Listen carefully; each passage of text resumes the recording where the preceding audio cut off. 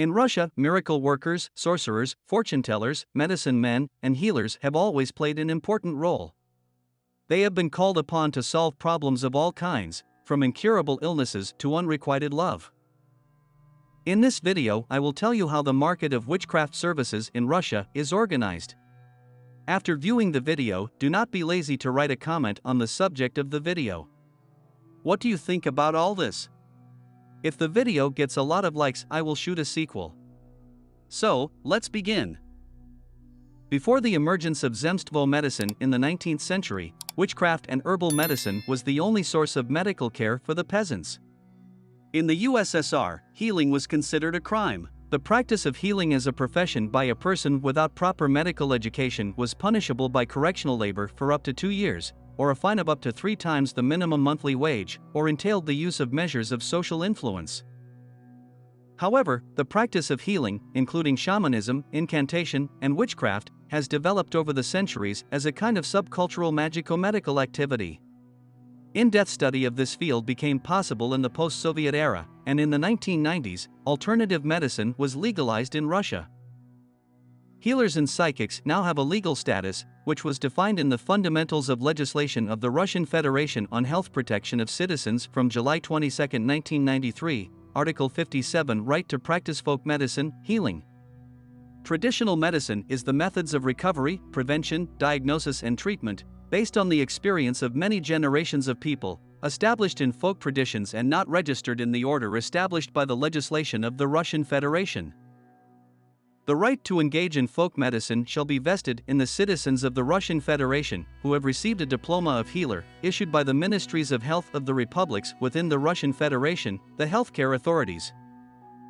In a humanitarian scientific environment, folk medicine falls into the focus of medical anthropology.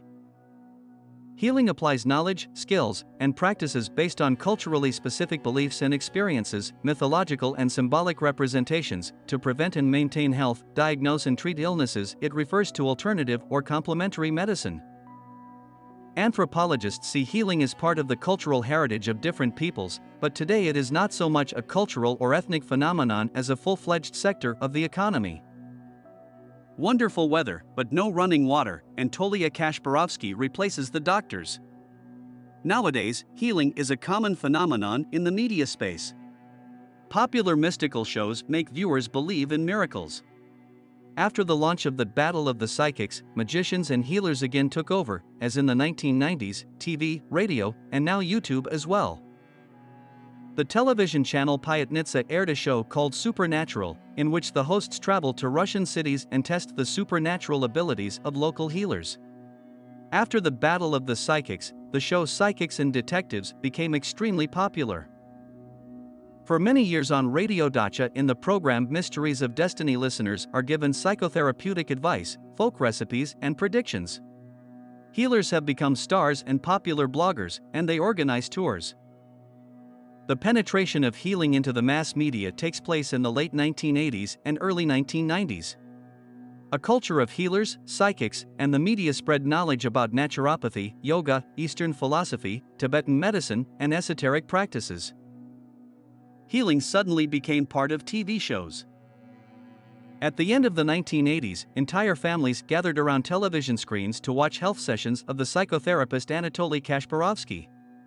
Whether a Russian had a headache, suffered from hemorrhoids, or suffered from a hangover, the good attitude relieved pain and grief. Kashpirovsky's shows and performances were reminiscent of the Beatles' concerts, where people fainted, cried, tore their clothes, and gave the healer their watches, diamonds, and organs, without surgery. A certified psychotherapist of the USSR national weightlifting team, the head of the Republican Center of Psychotherapy in Kiev, immediately gained popularity. He himself said that he earned 60 expensive cars for one performance. And in 1988, Kashpirovsky became one of the first dollar millionaires in Russia. It is interesting that the most common ailment healed was warts, with toothache in second place. Alan Shumak, another reputable television magician, did not put on a show in his programs. He simply moved his lips, crossed his eyes and waved his hands. He attributed his gift to auditory hallucinations. Shumak heard voices who, in his words, worked as announcers in shifts and dictated lectures to him. He considered them his teachers. The sessions were aimed at treating various ailments, allergies, problems of the musculoskeletal system, and cardiovascular diseases. The program was called 90 Minutes, and these 1.5 hours could have been well spent reading a book, going for a walk, exercising, communicating with loved ones, but they preferred the miracle to all this. Another popular television magician of the time, Yuri Longo, the master of white practical magic, was an actor by training. Longo summoned the souls of famous people, practiced healing and foretold the future, but his most powerful gift was the ability to bring the dead back to life. In 1989, he demonstrated a trick called bringing a corpse back to life in a Moscow morgue, which brought the illusionist scandalous fame. However, a few years later, the secret of the trick was revealed. The role of the dead was played by the entertainer of the artist, director of the Moscow Legend Puppet Theater Alexei Gavin, and the doctors were his administrator Yevgeny Vyukolov and actor Alek Makhmutov, a former waiter in a pizzeria. It was in the 1990s that healing became part of mass culture, penetrating television, radio, and public concert venues. Mass consumption of various healing practices forces them to act according to the laws of market system. Witchcraft ceased to be a secret, sacred, and tabooed practice. In the 1990s, this popularity of witchcraft was due to the economic crisis, the inaccessibility of quality medical services, as well as the fashion for natural things and the belief in miracles. The Russians sought to build a new system of beliefs in place of the destroyed Soviet ideology, synthesizing mythological notions with new knowledge from the field of NLP, Tibetan medicine, and cosmic energies. How much does magic cost? Today, the healing market is part of the so-called informal economy, that is, it is outside of state regulation.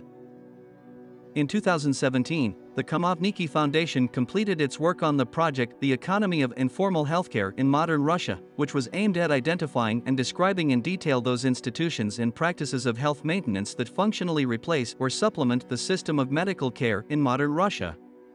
According to approximate estimates, the annual turnover of business in the sphere of occult services is about $30 to $40 million.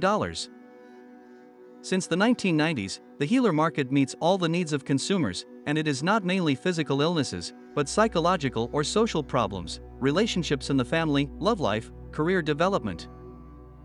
That is why people buy talismans and go to fortune-telling courses. Non-conventional medicine can include various forms of help with alcoholism and drug addiction. A wide variety of options are offered to get rid of addiction to alcohol and drugs. This situation can be explained by the weakness of the narcological service, insufficient resources, not developed rehabilitation link, as well as by the desire of potential patients of narcological dispensaries to avoid the stigmatization that often accompanies registration.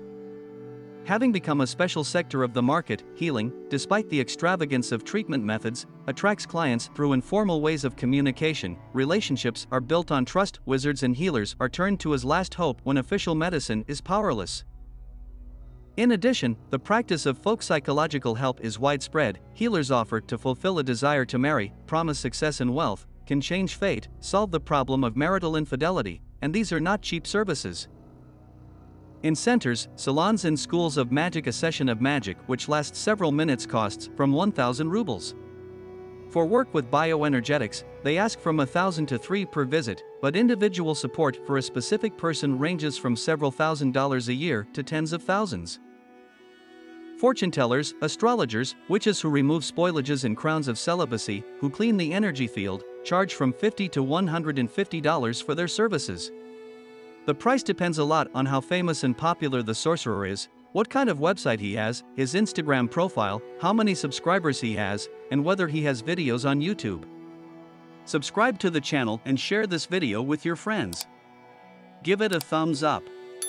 Tell us interesting facts you know about the topic of this video. See you in new videos.